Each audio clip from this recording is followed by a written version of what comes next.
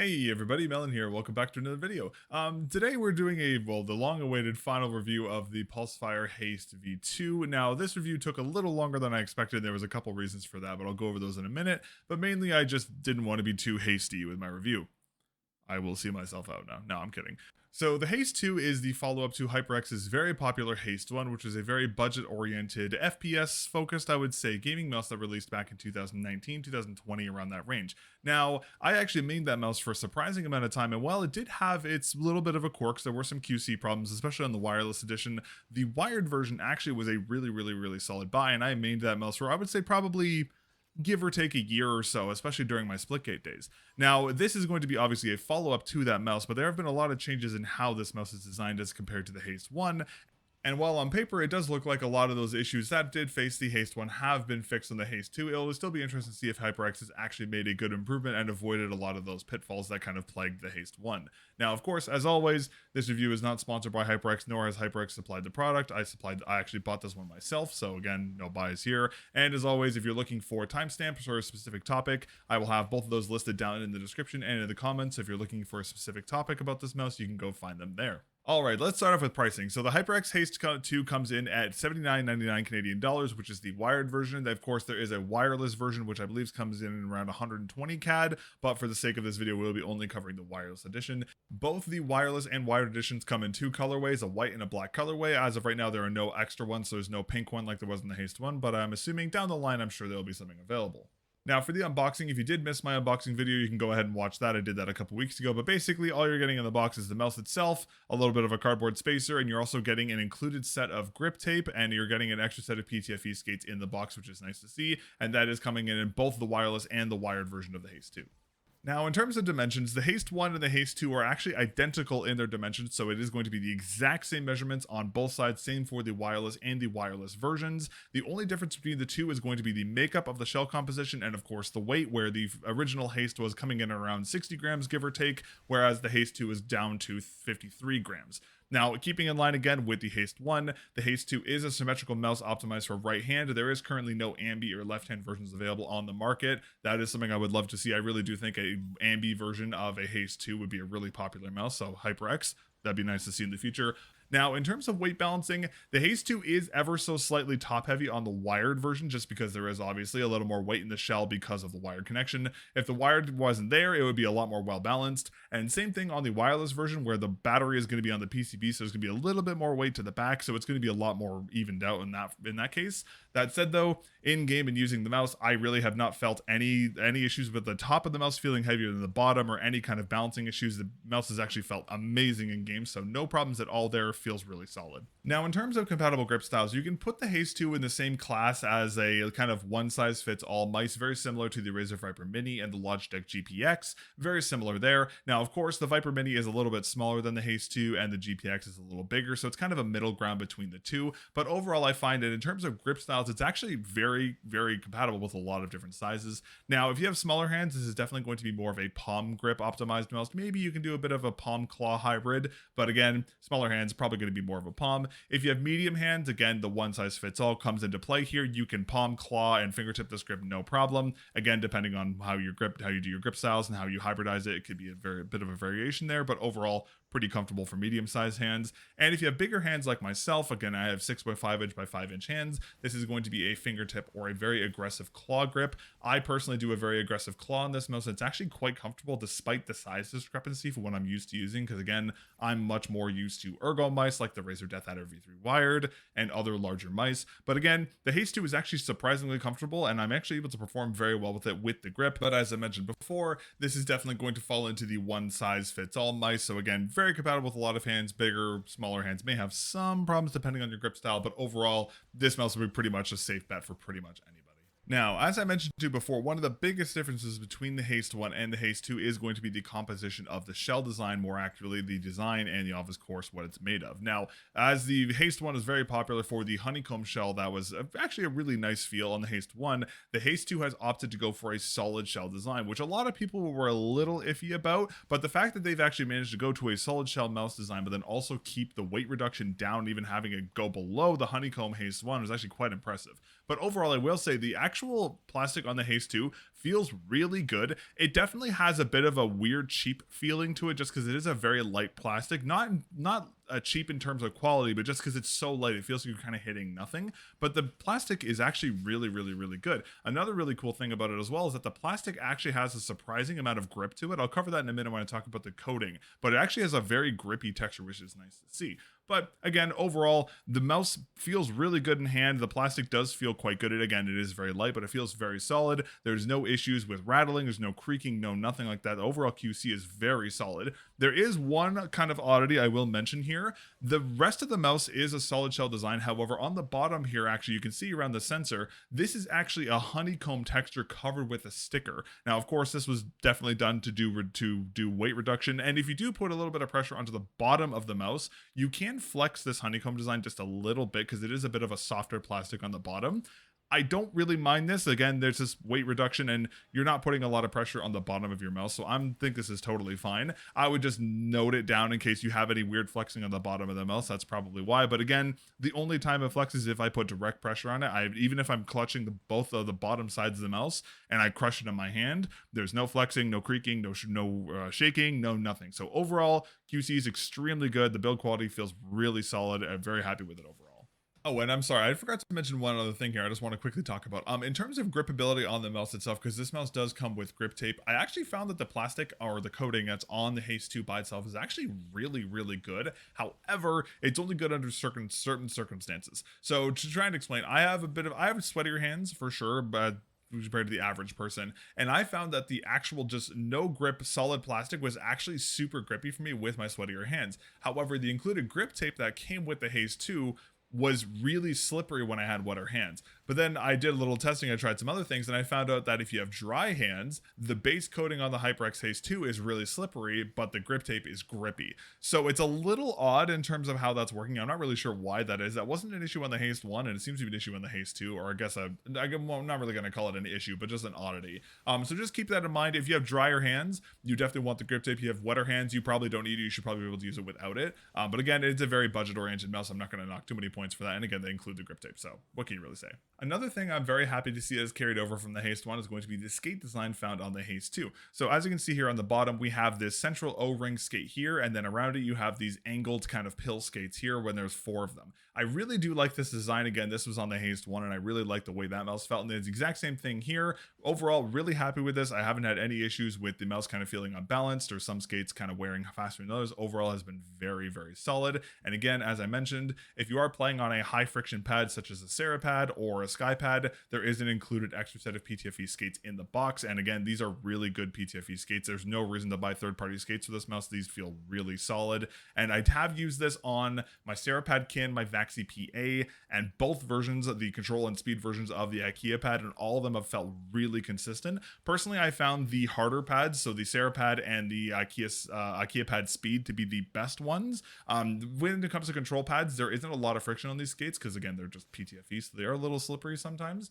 But I did find that the harder pads tended to be a little more optimized to how it felt. But again, that's more dependent on my aim style than yours. But overall, I will say the skate design is really solid. The skates themselves are very good. No issues. Now, one area of critique that was on the Haste 1 was where the cable was just there was such a lack of flexibility with the cable in the Haste 1. It did become a bit of a problem. You were pretty much forced to use a bungee to use that mouse. And I, unfortunately, when I had the Haste 1, it was during COVID. And during that time, I was not able to get a bungee. So I was forced to use my Haste 1 on a control pad. And I had an issue where the Haste 1's cable would stick to my mouse pad constantly. And that got a little annoying. But thankfully, HyperX has actually made some great changes with the paracord on the Haste 2.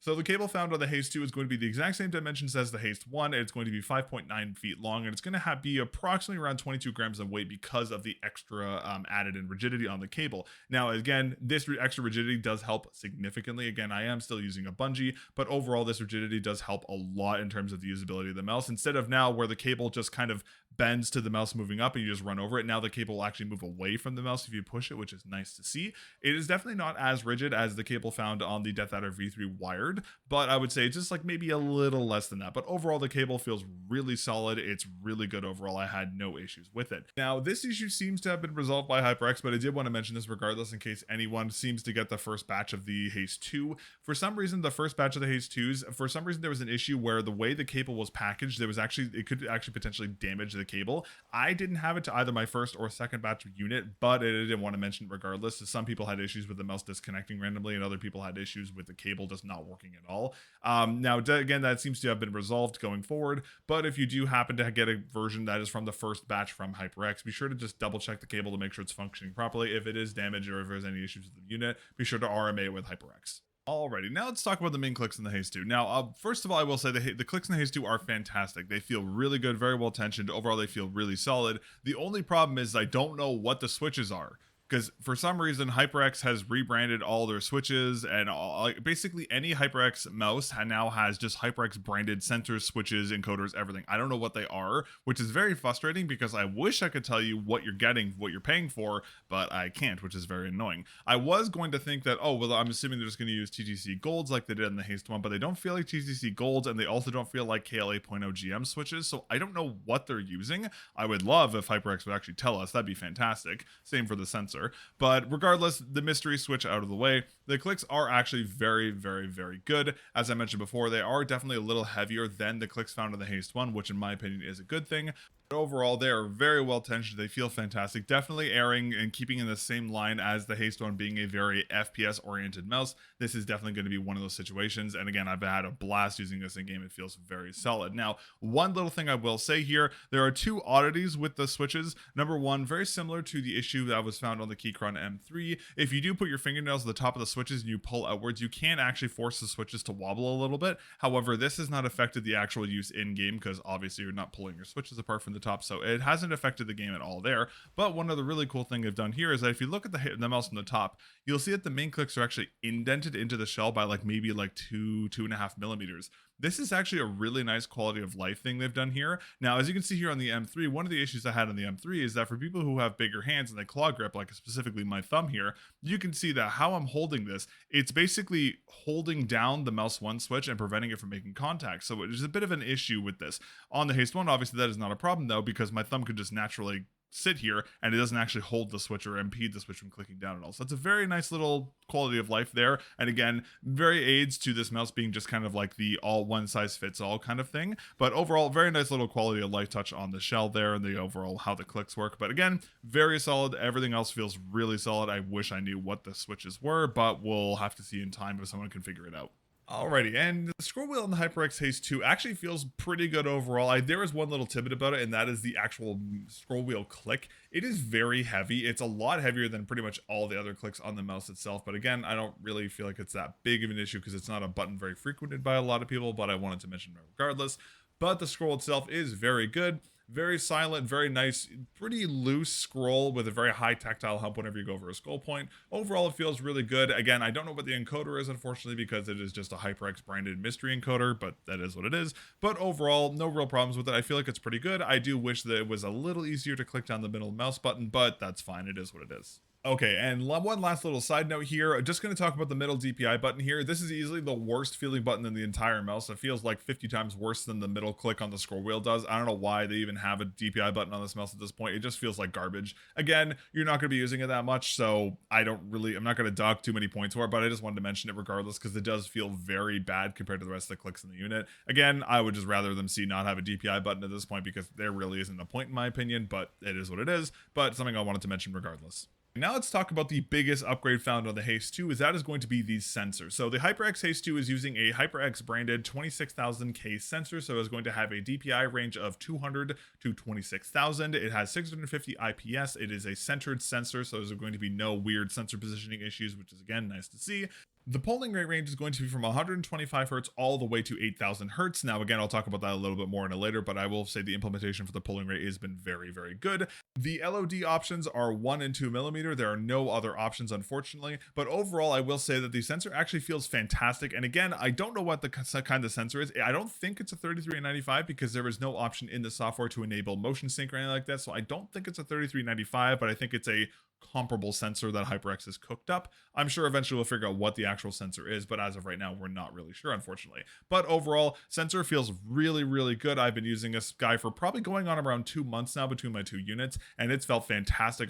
There was a bit of a break-in period, of course, as there always is, switching from one mouse to another, but overall feels really good. I will say it's a bit of a faster sensor than you will probably find in other ones. I'm not sure in terms of DPI deviation. I'll probably say it's a little higher than some other ones, like coming from the Death Adder V3, coming to this mouse sensor did feel significantly faster. But overall, once I got used to it, the sensor felt fantastic. I've had no issues with mistracking, no weird issues with DPI deviation, anything like that. It felt just a very, very solid sensor. So props to HyperX for having a very good sensor for this unit. Again, I wish I knew what the sensor was, but that's okay. All right, now let's talk about the polling rate on the Haste 2. Now, one thing I did notice, I want to make a little public service announcement here. If you bought a first batch of the Haste 2 and you have issues where your polling rate, your DPI, your LOD, or your onboard memory software on your Haste 2 randomly disconnects, this is a bug with the high polling rate and it is an actual like factory error on the versions. My first batch had that problem. Then I actually had to RMA and receive another unit, which is partially why this has taken so long. So if you bought a first batch and you have any of those issues, I would highly recommend you reach out to HyperX and RMA them.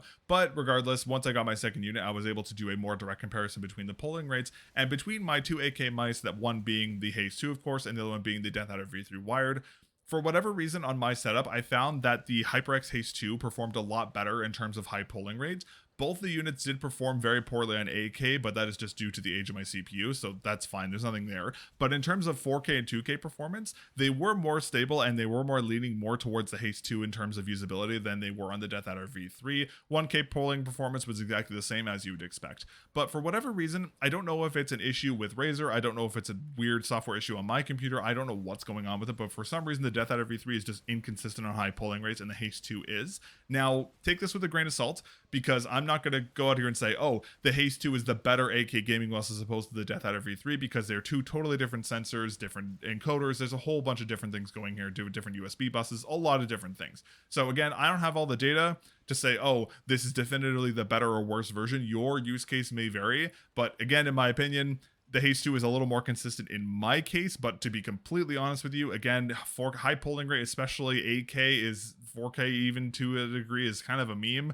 2K, sure, if you really want it, but like 1K polling rate is completely usable. You are not going to go from bronze to radiant for having an 8K polling rate mouse. It's not going to do anything for you. If anything, this is going to make your game probably lag more. So alrighty, now in terms of onboard memory, as I just mentioned before, of course, if you have issues with your unit deleting your profiles or anything like that, please RMA your unit with HyperX, because the first batch was being a little funky. But after I got that on my second unit, the onboard memory is actually really nice. I haven't had any problems since RMAing my first one of any kind of loss of memory, no issues with things changing without me authorizing them, no problems with that at all. You can rebind all of the clicks on the mouse to different things via the software, which is again a nice little touch here. Another nice thing about the software too is that the usability is really good. It is a very just basic, lightweight software that is just very easy to use. The one thing about the software is that it's really hard to find a version that's not from the Windows Store, because obviously the Windows Store version is kind of you know how the Windows Store is. So if you're looking for the driver software and you want the actual like HyperX the exe from their website, I have it linked down in the description. I can give you the link for the website down there, so you can go ahead and directly download it from there and not have to deal with Windows Store nonsense. So nice there. But again, overall, the onboard memory is really good. Software is very good, very lightweight. I probably put it in the same line as the Keychron M3 software, as just being a very basic, lightweight, solid software, no bloatware, no nothing, just a nice, easy software, which is what it should be. So great job there. All right, and lastly, the only thing I really have to talk about now is which one should you get? Should you get the wired or the wireless one? Now, there are pros and cons to both of them. Of course, the wireless version is more expensive, but it does have wireless capability. It also has Bluetooth capability as well, which is another nice little touch. However, it is locked at 1K polling rate, and you do have to deal with all the issues that come with wireless mice. Of course, battery dying, you know, all that nonsense. The wired one, however, is cheaper and does have 8K polling rate out of the box. So I'm looking at this in more of a terms of future-proof purchase, if that makes sense. I would rather spend the money and get a wired mouse that has 8K polling rate now, rather than buy one 2 years down the line, having to like buying a 1K polling rate mouse now and then have to buy another one 2 years down the line. It's more of a future-proof decision. So again, it's a budget-oriented mouse, specifically the wired one. It has 8K polling rate, really good build quality, included skates, included grips. There's really no downside. Oh, and also I forgot, it has a 2-year warranty through HyperX, but I believe that's for both the versions. But again, overall, it is just a very solid mouse. If you, again, it's going to come down to what you prefer in terms of your connectivity. I personally think that the wired version is better just because the high polling rate consistency, but again, it's completely up to your personal preference. Alrighty, well that's pretty much all I have to say about the Haste 2. Overall, I will have to say HyperX has done a really good job of delivering a worthy successor to the Haste 1 and doing a lot of improvements while avoiding a lot of the pitfalls that kind of plagued that first version. And again, it's a really solid mouse. I've been really enjoying it, and that kind of just stability that caught me with the Haste 1 is kind of catching me with the Haste 2 again. It's been a really fun time using it, and it's probably going to be my mainstay on my desk for quite a while until something else pops up. But if you have been a fan of the Logitech GPX, the Razer Viper Mini, or if you love the Haste 1 and you just want a mouse that's similar or identical in shape, I'd highly recommend you check out the Haste 2. All the upgrades are really solid, and again, having the 8K capability makes this a very solid future-proof purchase for the next couple of years. But yeah, that's pretty much it. Thank you again for watching. I greatly appreciate it, as always. And again, if you have any questions about the product, you want to have any odd questions, feel free to leave a comment down below and just let me know, and I'll be sure to respond to all of your inquiries. And if you want to watch another video, why don't you check out my review of the other 8K gaming mouse that's kind of hitting the market right now, which is the Razer Death Adder V3 Wired. That is another favorite of mine right now. So go ahead and check that out if you're interested. But yeah, until then, I'll catch you guys in the next video. Peace.